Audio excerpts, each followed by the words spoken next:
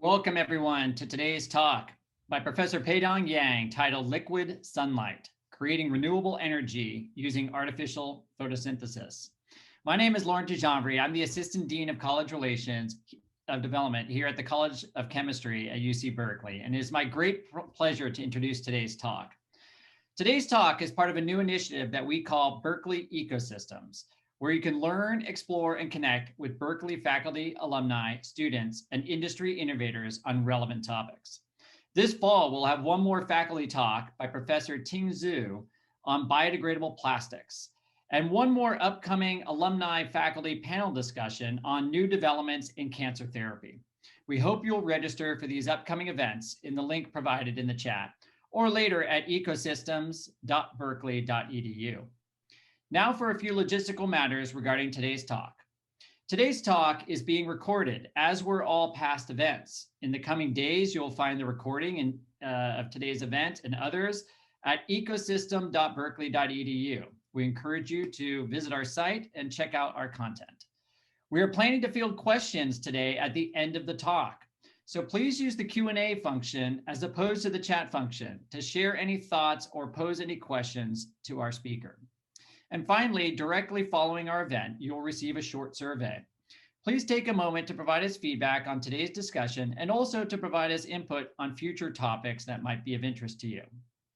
And now it is my great honor to introduce today's faculty speaker, Professor Peidong Yang. Professor Yang received his BA in chemistry at the University of Science and Technology in China and his PhD in chemistry at Harvard University. Professor Yang received countless awards for his work in chemistry, material science, and in particular, nanotechnology. Professor Yang is a member of both the National Academy of Sciences and the American Academy of Arts and Sciences. Professor Yang is the director for the Kavli Energy Nanoscience Institute and the California Research Alliance by BASF. And he is a senior faculty scientist in the Materials and Chemical Sciences Division at the Lawrence Berkeley National Lab. Professor Yang is ranked as the #1 in material science and #10 in chemistry for the past 10 years based on average citation per paper, widely cited. Professor Yang is currently both a professor of chemistry and the S.K. and Angela Chan Distinguished Professor of Energy at UC Berkeley. Please join me in thanking Professor Peidong Yang for joining us today. Thank you. Thanks, Lo. It's my pleasure to be here today. Let's see, let me share my screen. Okay, so today, actually, I'm going to tell a story. The title is Liquid Sunlight. And we have this reaction written down below. It's carbon dioxide and the water, sunlight goes into oxygen and the chemical fields. And this story is really a story about how to enable nanotechnology to address this big climate change or global warming problems that we are facing. I'm going to start with a movie just to start the show here. Let's see.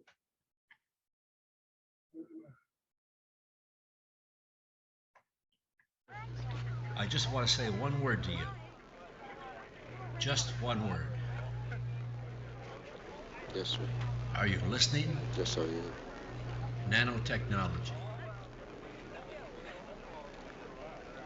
Exactly. How do you mean? There is a great future in nanotechnology. Think about it. Will you think about it? Yes, I will. Shh, enough said. That's a deal. Okay, I hope the sound actually is okay. Many of you know probably this is the soundtrack from the older movie back in last century, Graduates. And many of you know also that I changed the soundtrack a little bit. In the original movie, it says plastics. And now I changed it into the new soundtrack is nanotechnology. So today I'm going to talk about how the nanotechnology actually can address the big problem we are facing. So we are going to talk about essentially a big problem about CO2 and how to use sunlight to fix CO2 into useful chemicals. Start with this chart. All of you know that nowadays, this is older chart, okay, back in 2015. It says carbon counter, the intensive concentration in the atmosphere is 400 ppm. And in the past now 6 years, it's almost like every year, the CO2 concentration is increased by 2 ppm. Nowadays, we are getting above 410 now, 410 ppm. And that CO2 increase, concentration increase in the atmosphere is causing lots of issues that we are seeing nowadays. Global warming, of course, extreme weather, then all the pollution, sea level rise. This morning, I was reading CNN and I noticed this report from this organization called Climate Central, and they actually did some simulation, okay, in terms of the impact on of the global warming on all these bigger cities around the world. And what you are looking at here is basically a comparison of two scenarios. The image you are probably feel familiar. This one is downtown San Francisco. So on the left, that's a scenario that the global temperature is increased by 1.5 degree compared to the pre-industrial level, okay?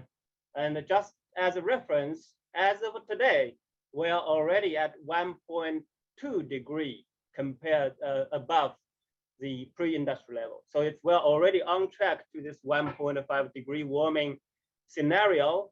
Seems the street is too dry.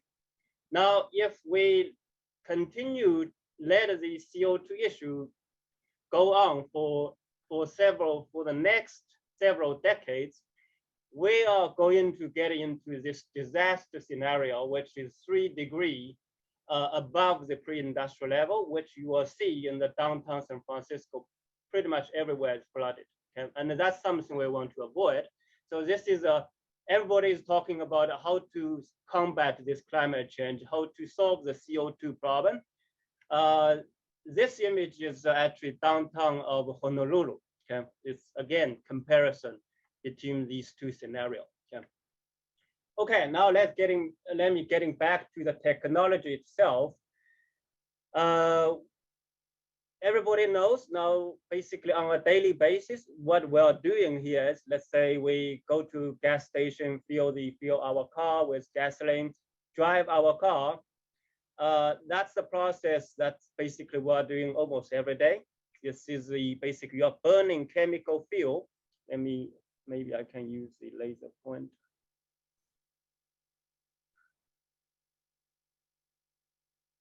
Okay, so chemical fuel, you burn chemical fuel, you basically release carbon dioxide and water into the environment. And that's every day we're doing. And today I'm going to talk about is how to essentially reverse this reaction. Okay? And that's something that if we can really do this effectively with high efficiency, low cost, really becoming a technology.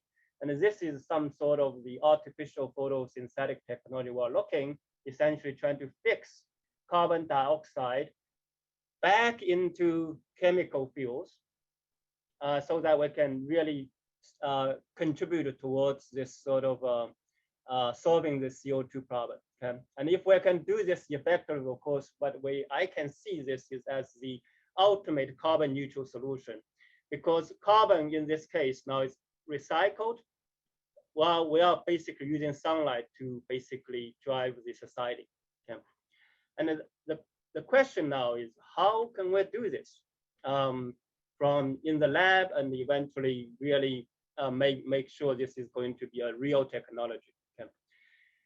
I want to start by saying that what I'm going to talk about today is quite different from the sort of, in many of the cases, people are talking about solar energy conversion and storage. When we talk about solar energy conversion, people will typically first think about the solar panel. Okay? So that's not something I'm going to talk about today. Solar panel essentially is the device that converting solar energy into electricity, into electron. Okay? And that's just the conversion part. Solar panel is not solving the storage issue. Okay? So if we are going to go with the solar panel approach, then we will have to worry about the energy storage. That's where now many of the sort of the labs and companies are working on the battery. Okay, so solar panel plus energy storage like battery, that basically complete a cycle. Okay? And this is what we're looking at on the right. However, today, what I'm going to really talk about when I say liquid sunlight is really a process that's doing the solar energy conversion and the storage in one step. What we want to do is basically converting solar energy and the store into chemical bond with high energy density. That's what I'm talking about in terms of artificial photosynthesis or in terms of liquid sunlight. Okay, okay, now that let's getting into the sort of more a little bit science here. How can we really come up with a sort of the process to convert CO2 using sunlight into useful chemicals? And turns out, of course, we know that in nature, this is happening every day in the green leaf, in the plants. We know that this green leaf is doing this particular chemical reaction every day. Carbon dioxide plus water plus sunlight goes into carbohydrates and oxygen. Okay. Now, if we look into this natural photosynthesis synthetic process, we will find out, okay, the exact process is as basically this particular chart is illustrating here. We have within this green leaf, we have photosystem 1 and 2. They are the light absorber, organic light absorber, basically capture 2 solar photons. Okay. Then that basically getting the energy into the system, and those energy will be channeled to basically to run 2 half reactions. And on the left side, you will see that's the water oxidation. That's the half reaction that water is oxidized, release oxygen. Okay? And that's green leaf is doing, right? Every day, breathing CO2, releasing oxygen. Now on the right side, of course, again, many of you probably familiar with this is the Melvin cycle, and that fixes the CO2 into useful sort of carbohydrates. Okay, and that's the basically what natural photosynthetic process is doing. 2 photons in, energy is captured, and those energy is channeled to run those 2 half reactions. One is water oxidation, one is CO2 reduction. Okay, so this is something one can learn from in the lab, how to mimic these natural photosynthetic process. Now the device or that my lab has been sort of working on in almost for the past 20 years, the original concept really comes from Art Nozick, a scientist at NREL. And if you look at the reference, that goes back to 1970s. Back then, Art Nozick proposed this basic, very important actually concept. It's called a photochemical diodes. Okay. And if we look at this photochemical diode, it's basically in the center here. We have essentially it's a semiconductor junction, okay? But it's not a conventional semiconductor PN junction for LED or photovoltaics. It's a very different concept. So in this case, we still have basically P-type of semiconductor, N-type of semiconductor. However, in between them, it's an ohmic contact. Okay? That's the difference. Then this junction, essentially in this photochemical diode concept that Art Nozick proposed now many decades ago, this junction will be immersed into electrolytes. Let's say in a water, basically aqueous solution. Okay? Essentially, semiconductor is interfaced in the electrolytes. by doing so, when sunlight comes in, this particular junction essentially behave as two liquid junction solar cells. Okay? Each of these semiconductor will generate a photovoltage. Essentially, each p-type and n-type semiconductor each absorb one photon.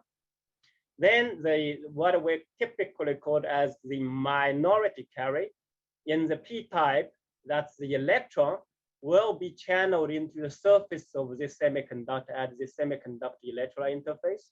And that electron will do one chemistry, that's reduction. Okay, it can be water reduction at the time.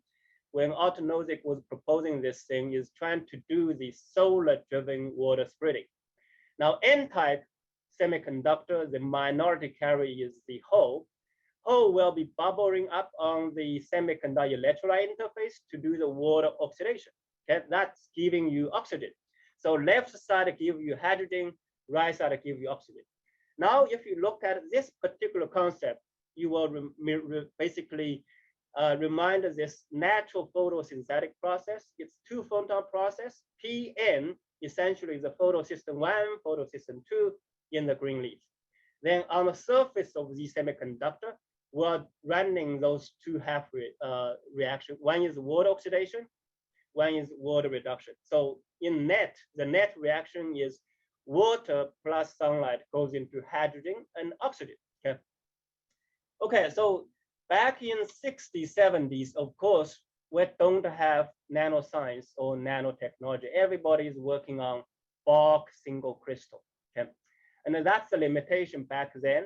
That's why the original concept was proposed back in 70s. But in reality, in order to make this photochemical diode really happening, it really requires nanoscience to contribute, okay, which is something I was going to talk about. Okay, so I want to briefly list a couple of sort of technical challenges that Arthur Nozick was actually faced back in 60s and 70s. One, it's bulk semiconductor concept, meaning the device is a millimeter, basically in this case, it's several millimeter or centimeter chunk of single crystal. And by working with bulk single crystal, the sunlight actually will not be able to penetrate into the junction. So it's not what technically this is not a single optical path device, meaning sunlight has to come in both sides, okay? Which is not typically we want. We want the sunlight coming from one side and going through the whole junction and give the power to run these two half reactions. So back in 70s, that's not possible. And as I mentioned, original concept was proposed to do the solar water spreading, generate hydrogen. Back then, we are not looking at CO2 reduction. Today, I will show you how can we basically modify the concept to do the CO2 reduction. Okay? And of course, back in the 70s, there's not much development in the electrocatalyst development for whether water oxidation, water reduction, or even CO2 reduction. Okay, so there is a so-called solar flux mismatching issue, which I will introduce. Everything actually we will be talking about here is nanoscience will be able to contribute to really, for the first time, to experimentally demonstrate the photochemical diode in the lab. Okay. Okay, so fast forward, almost now 30 years later. Okay. So when I started my research at Berkeley, we started many of these research on semiconductor nanowires, and one of the major direction is trying to utilize the semiconductor nanowire for the purpose of demonstrating the photochemical diode, but running the water reduction or CO2 reduction on one side. So this is the modified version of the photochemical diode by introducing the high surface area semiconductor nanowire as the key elements. Okay? And that by doing so, we basically remove all the technical challenges that Arthur Nozick was facing back in when he originally proposed that idea. So now this basically we have P-type of nanowire, N-type of nanowire, also two photon process. Again, minority carry will be injected to the surface to do water reduction or CO2 reduction.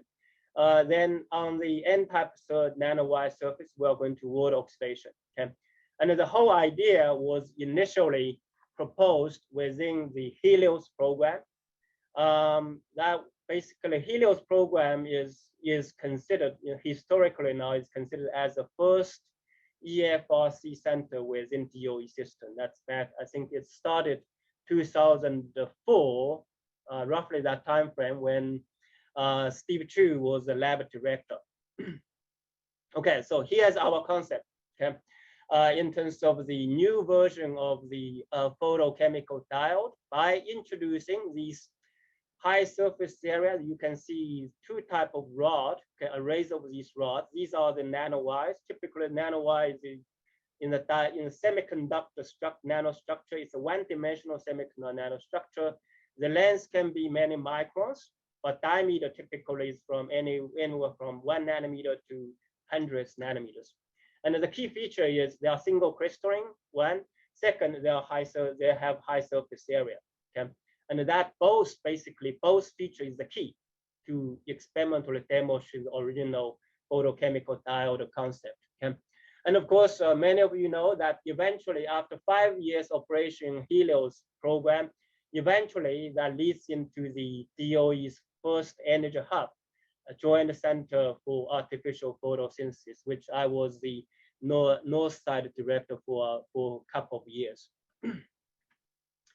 Okay, now getting back to again a little bit sort of discussion why the semiconductor nanowire is important. Okay, so our first story is basically demonstrating the single crystalline semiconductor nanowire that actually do have major advantage compared to the bulk concept.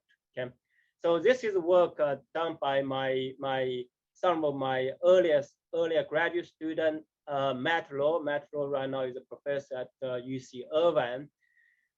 This is, I think, this probably is the first major story showing that the single crystalline semiconductor nanowire does have a major sort of advantage in terms of channeling electron at the semiconductor electrolyte interface. Okay, so what Matt did here is basically interface the semiconductor nanowire with the electrolytes, showing in the dye sensitized cell, the electron can be much effectively transported across the interface. Okay, so essentially the single crystal nanowire transport the electron or the minority carry much faster compared to, let's say, aggregation of nanoparticles. So that's one advantage, okay? And that's certainly being incorporated into our Helios designs of this major concept.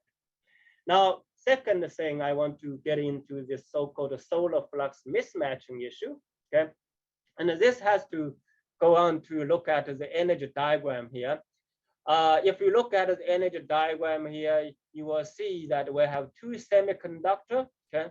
And this drawing basically two semiconductor on the surface, those little dots you can consider as catalyst. Okay, one is reduction, one is oxidation. Now on the semiconductor side, basically solar photon goes in. Okay, now solar photon goes in, electron or holes being generated and channeled to the surface, and these catalysts on the surface has to be able to take those charges, electron or holes, has to be able to process those electrons to do reaction so that we can really convert solar energy stored into the chemical bond. So here is what I call as solar flux mismatching. Typically, if you look at this chart, horizontal axis essentially is the solar spectrum from anywhere from sort of 1 eV all the way to UV photon. Okay, this is the sort of a whole spectrum of solar photon. Okay, and in these particular sort of junction P and N, one would easily expect the output current can be easily go above 20 milliamp per square centimeter. That's the unit. Okay, what's the meaning of this 20 milliamp per square centimeter from the semiconductor sort of light absorption charge generation? That will translate into another number on the right. That's roughly basically is every second, essentially you are sending 1,000 or 2,000 electrons or holes onto the semiconductor surface at 1 nanometer square. Okay. So essentially, if on the surface of your semiconductor, you have 1 nanometer square, you have one catalyst, whether it's doing water reduction or CO2 reduction, that one catalyst has to be able to process about 2,000 electrons every second.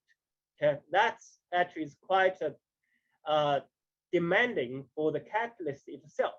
Okay, so that's what we call as solar flux mismatching issue.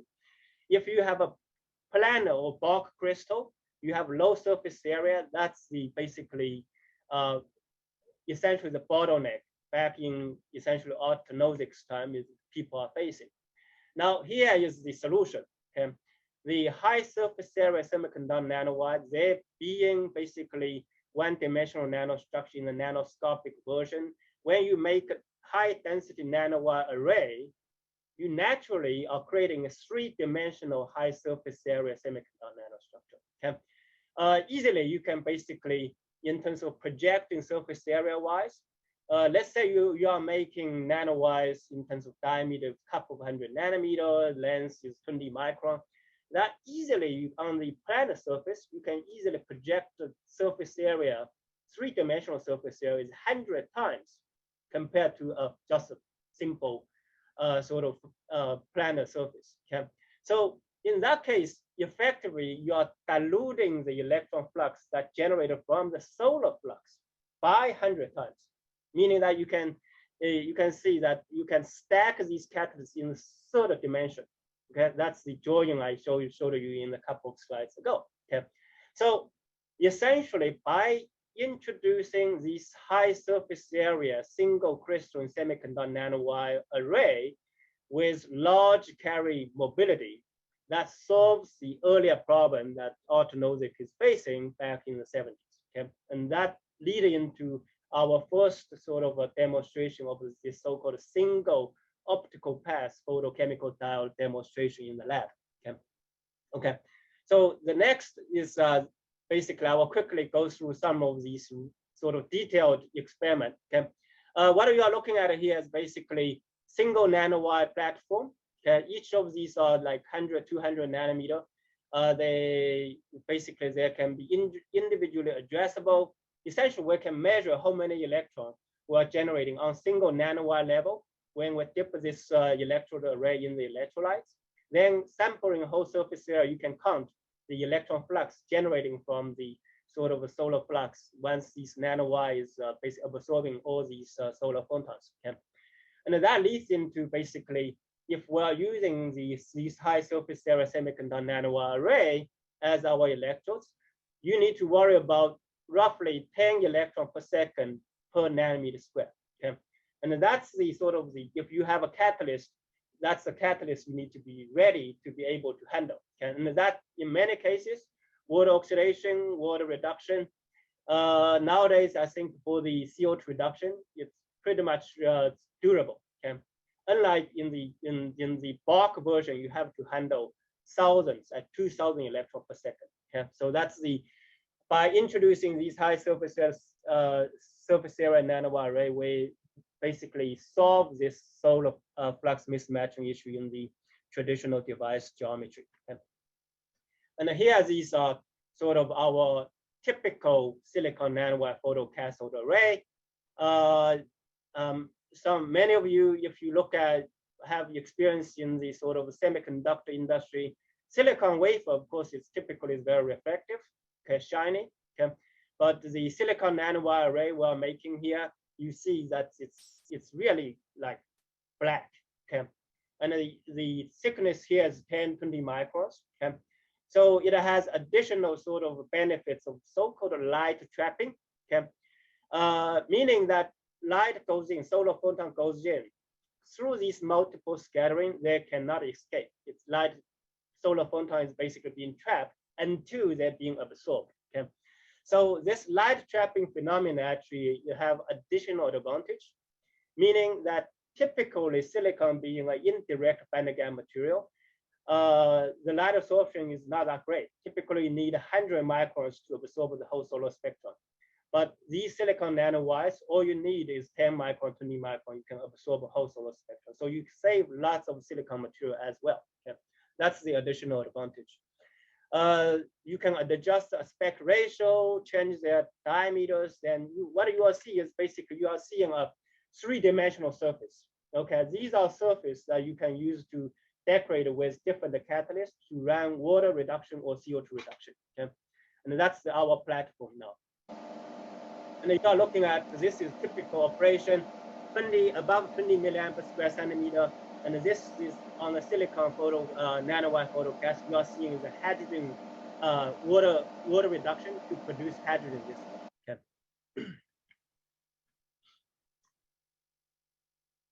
Okay, so now this is what I'm going to show you is our first experimental demonstration of the single optical path photochemical diode. Okay. You are looking at a sort of scanning electron microscope image. Okay, bottom part is silicon, top part is titanium oxide, essentially photocathode or photoanode. It's essentially sort of reflecting our original Helios design. And if you look in details, that's titanium oxide nanowire on the top. That's our photoanode where the water oxidation will be happening. And the bottom is the silicon wire. And that's where the water reduction will be happening. Of course, on top of these two nanowires, we have two types of catalysts. One is water oxidation catalyst, one is water reduction catalyst. And the net basically is this is schematics. The net reaction is two photon goes in the silicon titanium oxide photocathode, photoanode. Then on the silicon surface, we are doing water reduction. On the titanium oxide, we are doing the water oxidation. Okay? And that these are the detailed characterization of the interface. And this work is done by my former graduate student, Song Liu, now a professor at the UCLA.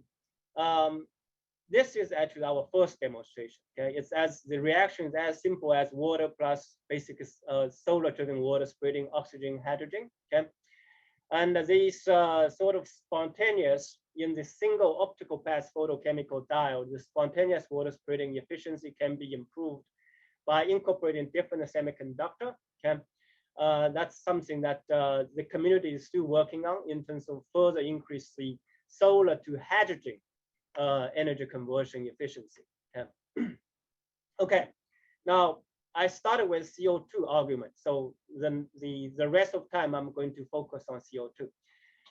So what Song Liu did is basically demonstrating the photochemical diode in a single optical path device geometry indeed is working. Okay, you can have two photons go in, coupled into two half reaction, then do the basically water reduction, water oxidation. Now the question is, if we are going to do CO2 reduction, what are we going to do? Okay, so how can we replace this junction? Okay, this is a photocathode with a catalyst to do the CO2 reduction. Okay, so there's a question. What is the CO2 catalyst we're going to use? Okay, of course, there are lots of efforts devoted to the developing a CO2 electrocatalysis. Okay, and that's an ongoing sort of active research field. But today I'm going to tell you another very actually sort of a one-off story that we start to incorporate biological catalysts into this design by introducing now the next version of the biophotochemical diodes concept that to really solve the CO2 conversion problem. Okay. Okay, so here is the idea. What we are going to do is basically silicon nanowires do the same photocathode. It will take care of the light absorption, charge generation. Electron will be generated by the solar absorption of silicon nanowires. Now, on the silicon nanowire surface, we are going to introduce the biological catalyst to be in charge of CO2 conversion for us.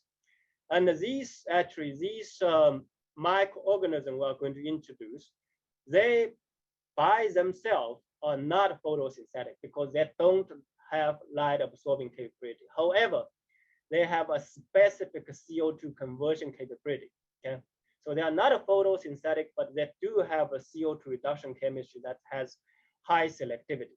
Okay, by interfacing our semiconductor nanowire with these microorganisms, we are effectively creating photosynthetic biohybrids, or you can call it, this is the first version of biophotochemical diodes. Okay, so the whole process is to like following. Okay, we have solar, basically this is a composite nanowire interface with these microorganisms in charge of CO2 reduction. Solar photon goes in, generate electron. Electron will be basically passed on to these microorganisms. And within these microorganisms, we have these acetyl-CoA pathway that basically being used by these microorganisms to do the CO2 reduction. We typically have basically two branches. One is two electron reduction, making the carbonyl. This is one branch. Okay, carbonyl is being generated. Another branch is again multiple enzyme is involved in this second branch. CO2 goes in to make a methyl group. Then eventually the methyl group and the carbonyl group is coupled together. And at the end, you get 100% selectivity towards acetate. Okay? So in effective, basically with this introduction of the biophotochemical diodes, essentially what we're achieving here is a solar photon in, CO2 goes in, carbon-carbon bond out. So we are achieving store solar energy into carbon-carbon bond in one step. Okay? So this particular direction was actually pioneered by, again, Tong Liu and Kelsey at now it's probably almost 7-8 years ago. Okay. Okay, now that's basic concept. Okay, now let me just sort of take take you back a little bit in terms of how we're getting there. Okay, so in order to demonstrate this idea of photon in, carbon-carbon bond out, we need to be able to interface these microorganisms with these nanowires first. Okay, that's the first step, and that's obviously is a very strange idea to begin with. I would say about almost now 8-9 years ago, when we tried to do this, is really nobody has been sort of thinking about this particular idea, how to sort of interface these microorganisms with the semiconductor nanowires. So we need to make sure this interface is reliable. Okay? Or these microorganisms would be happy to live in a high surface area of the semiconductor environment. And this work actually started with my postdoc, now a professor at UNIST, Hong Zhong, basically first demonstrated that these bacteria, these microorganisms, are having a strong physical interaction, or now we know this is the electrostatic interaction between the microorganism interface surface with the surface of our semiconductor nanowire. There's strong electrostatic interaction. So that physical interaction makes sure they have strong, basically physical attachment. And you will see in this case, you are seeing one basically bacteria swimming around. This black dot is one nanowire poking out of the screen. The moment these bacteria find that post, it is basically localized. Basically, the strong basically delocalized on localized on this semiconductor nanowires, and this is trajectory. Okay, so these microorganisms does have actually strong physical interaction. That's one. But in order to really demonstrate this biophotochemical diode, we need also make sure there is strong electronic interaction. Okay, the electron has to be able to pass in through the interface. Okay, so this goes back to our semiconductor nanowire array. We study the single bacteria interact with single nanowires while monitoring the electron torque between them. Okay, so we have again electrically addressable nanowires. Optically, we can watch these bacteria swimming around while recording the electrical signal. Okay, and that's what we get. And this is the sort of the chamber. The bacteria will basically cultured into this addressable nanowire array.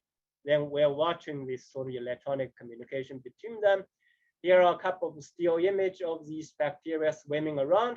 Okay, and again, once you see this bacteria starting to sort of touch individual nanowire, you will see the sub-picoamp level of electronic torque. Okay, and that's electronic torque is important for our concept to be able to successful to demonstrate the electron communication from the silicon nanowire through the cell membrane, then inject into this CO2 fixation pathway, and eventually basically making acetate out of CO2. Okay. So once we establish these two facts, then the next thing is just clearly is the first demonstration of the device itself, fully integrated system. Again, it's Tong back then to show this fully integrated system that have the basically photocathode side interface with microorganism. Okay. That's silicon. That's doing the CO2 reduction to acetate. Then on the photoanode side is our semiconductor nanowire, oxide semiconductor nanowire is doing the water oxidation, goes to the oxygen. Okay. And the net reaction is this. 2 molecules of CO2, 2 molecules of water with sunlight goes into acetate, making carbon-carbon bond and oxygen. Okay? And that's the full reaction. We're running this in the neutral pH 7. Okay? So back in 2013, this first device in terms of energy conversion efficiency, solar to chemical, its energy conversion efficiency is quite modest, 0.4%. 0.4% is typically comparable to the sort of the energy conversion efficiency in the green leaf. Okay? But however, I emphasize this is the first time in the biochemical diodes that we're running the full reaction. Okay? CO2 reduction, that's 1/2 reaction. Water oxidation to give oxygen, the second half reaction. And once you have that, okay, once basically Tong demonstrated you can run that full reaction with our biophotochemical diodes, essentially we demonstrated already this first key step, very, very important step. Okay, from sunlight, CO2 and the water, and we're generating oxygen and acetate, and essentially we're fixing CO2 into a common sort of chemical intermediates. And once you have this CO sort of acetate intermediates, you can use this chemical intermediates to further upgrade them into useful chemicals. You can use the existing thermal chemistry. You can use the existing biological chemistry that further upgrade these acetate into things like butanol. That's what we consider as a first pipeable liquid fuel, meaning they have low vapor pressure. You can transport these liquid fuel using pipe. You can use this acetate as intermediate to make biodegradable polymer PHB. You can even use this acetate to make drug intermediates. Okay? And here on this table, you can see their energy, their conversion percentage anywhere from 25% to 50% starting from acetate. However, the big picture here is you can see that whether we're making liquid fuel, butanol, or biodegradable polymer, or drug intermediates, now all of these carbon now is coming from CO2, okay? Now imagine now current energy industry, current chemical industry, current pharmaceutical industry, when we're making all these liquid fuel, all these drug species, drug molecule species, all of those carbon coming from where? Coming from fossil fuel, okay? However, this biophotochemical diode basically offers one scenario. These liquid fuel, actually the polymer or these drug intermediate, now those carbon can come from CO2 itself, and we can fix them using sunlight. Okay? And that's, again, is a perfect sort of example of using nanotechnology to solve this CO2 problem by really demonstrating for the first time of this biophotochemical diode concept. Okay?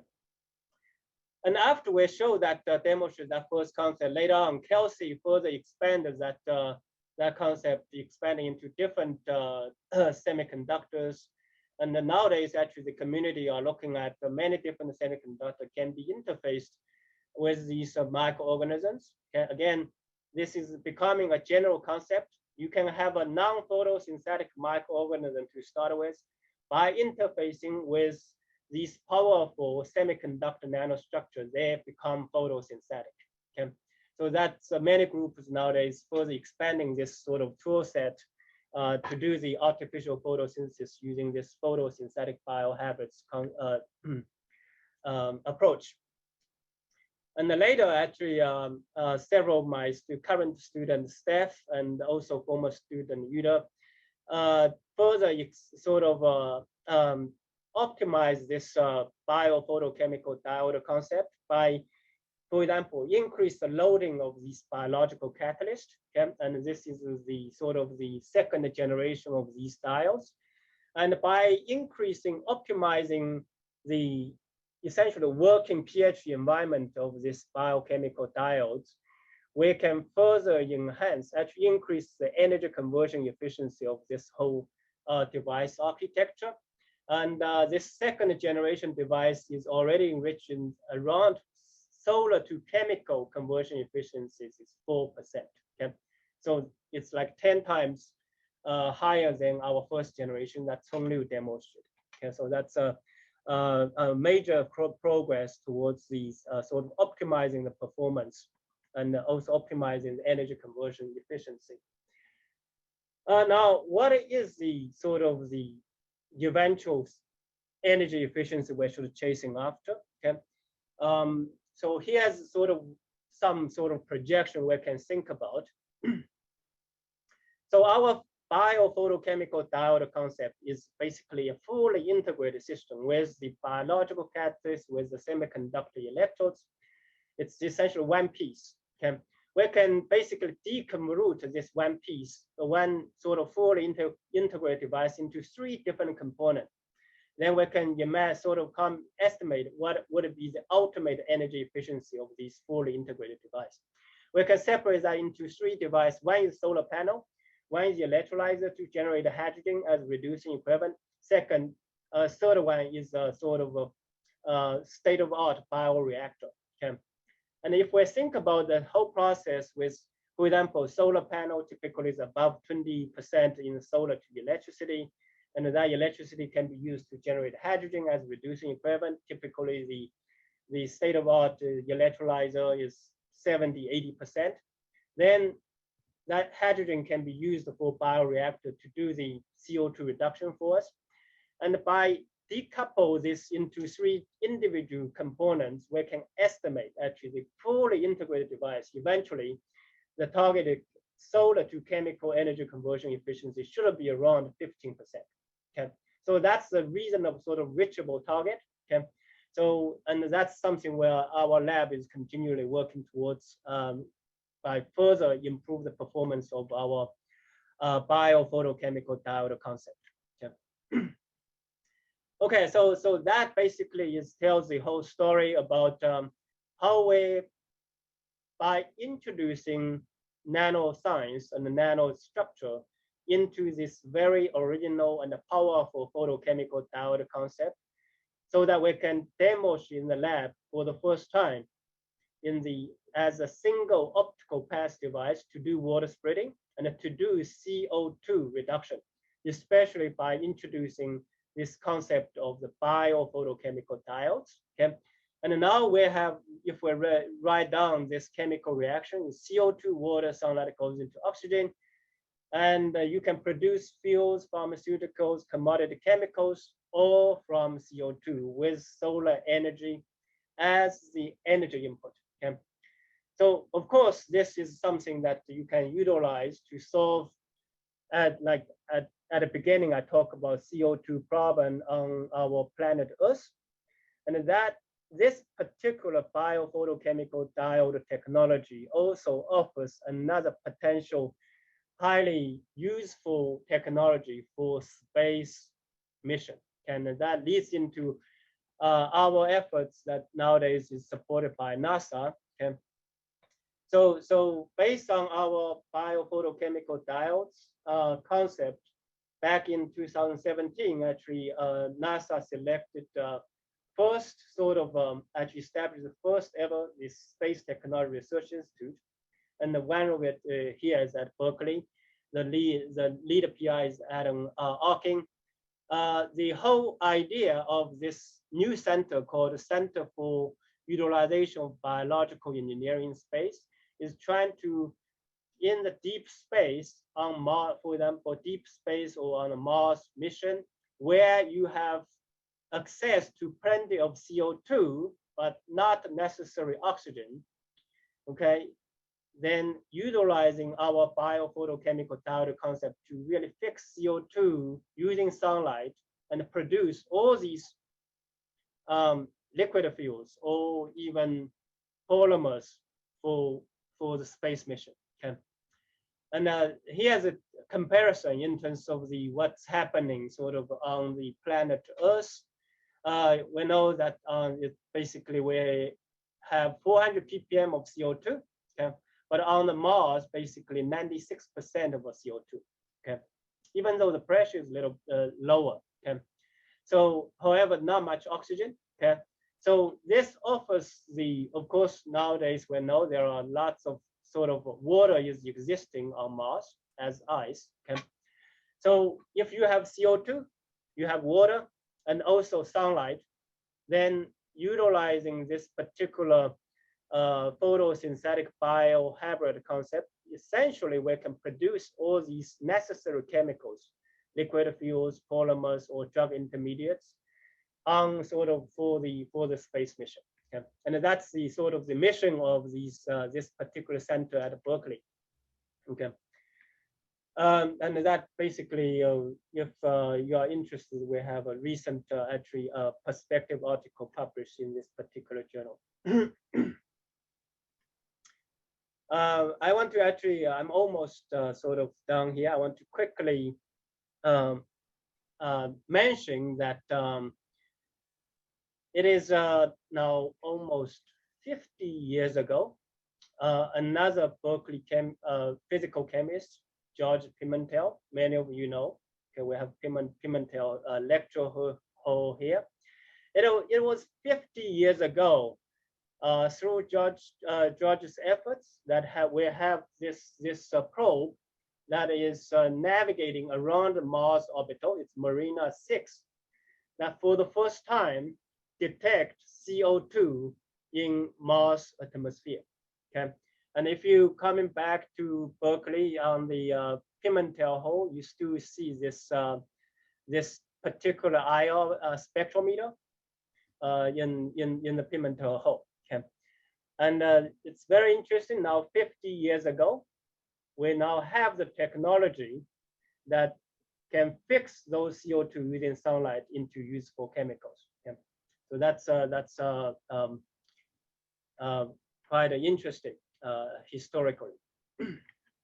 Okay, so with that, I want to thank all of you for your attention. I want to thank all of my students, and this is actually this picture is my group's 20 years reunion back 2 years ago. This is about half of my students. They're coming back to celebrate this 20 years lab reunion. I want to thank DOE, thank NASA for supporting for this this particular research. And at the end, I want to show you this particular animation.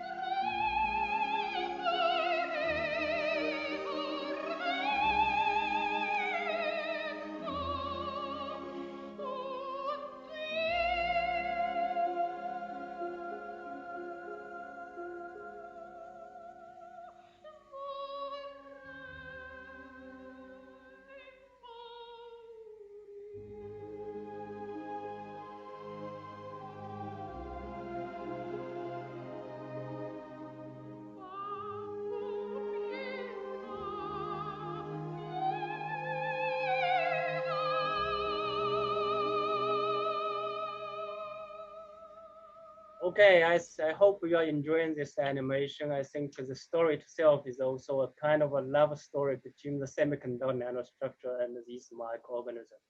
Okay, thanks for your attention. That is absolutely a wonderful talk, Peidong. You give future generations hope in using nanotechnology to provide such great solutions.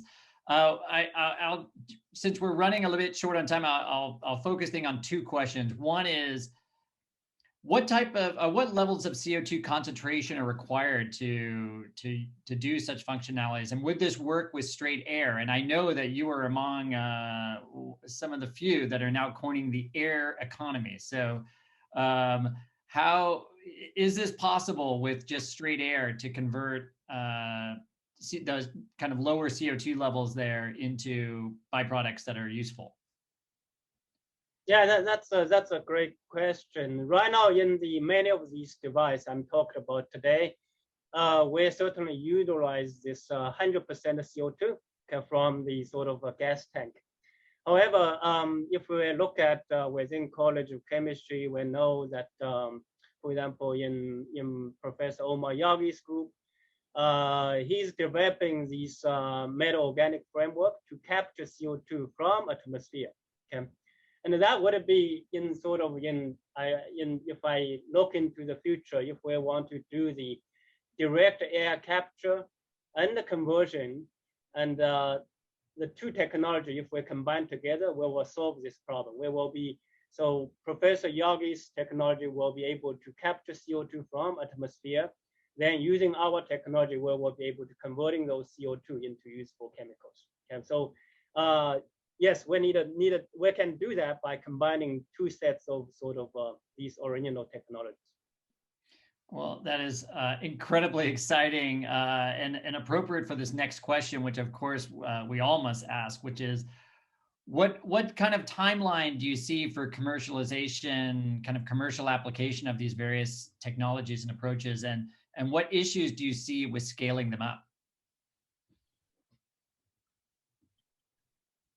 Well, as a scientist, we all basically want to see our technology to be sort of eventually being scaled up and also be commercialized. In this particular case, we want to make a big impact to solve these CO2 problems. You asked about a time frame. We all want to basically speed up this process.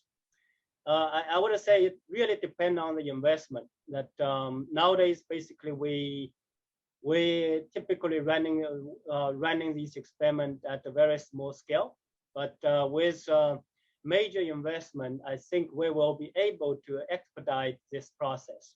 Okay, and I think we need a really basically shorten this process so that really make a big impact using these fascinating technology that's developing out of from Berkeley. Well, yeah, I don't think we have enough time, obviously, for us to put your applications to help our world and our environment. So I want to thank you, Professor Yang, for just sharing a sliver of your deep knowledge of chemistry and nanotechnology with us today. And of course, thank everyone who joined us today online. What a fantastic talk. Very hopeful for what might help our planet and the environmental challenges we're facing. We hope you'll join us for future Berkeley Ecosystem events. You can always view past events and of course the recording of this talk at ecosystems.berkeley.edu. As a quick reminder, please take our post-event survey and give us future input on future talks. And of course, we always sign off appropriately the way we do at Berkeley with a big Go Bears. Thank you all. Yep. Thank you.